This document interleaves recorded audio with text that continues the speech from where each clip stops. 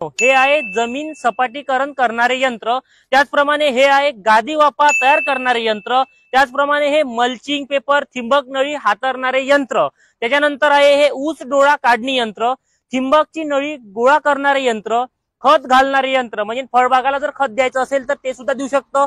हे हळद आले लागवडी करणारे यंत्र सुद्धा आपल्या जैन कंपनीकडे उपलब्ध आहे। त्याचप्रमाणे कांद्याची पेरणी करायची असेल ना आपल्याकडे ट्रॅक्टर नसेल तर बैलाने आपण कांद्याची पेरणी करू शकतो।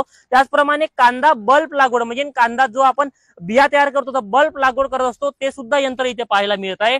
त्याचप्रमाणे येथे कांद्याची पाल कापणारे यंत्र सुद्धा जैन कंपनीकडे उपलब्ध झालेले आहे।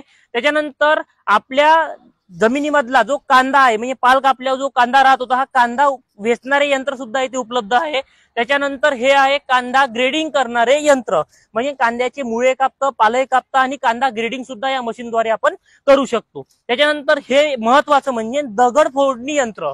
आता दगड फोडणी यंत्राचा उपयोग म्हणजे ज्या शेतकऱ्यांच्या जमिनीमध्ये दगड आहेत तर ते दगड फोडण्याचं काम हे मशीन करतं, हे सुद्धा जैन कंपनीने आपल्याला उपलब्ध करून दिलेलं आहे। आणि हे महत्वाचं म्हणजे दगड गोळा करणारे यंत्र। भरपूर शेतकऱ्याला दगड गोळा करून आपल्या शेताच्या बांधावर बाहेर नेऊन टाकायचे असते तर त्यांच्यासाठी हे दगड गोळा करणारे यंत्र सुद्धा जैन कंपनीने उपलब्ध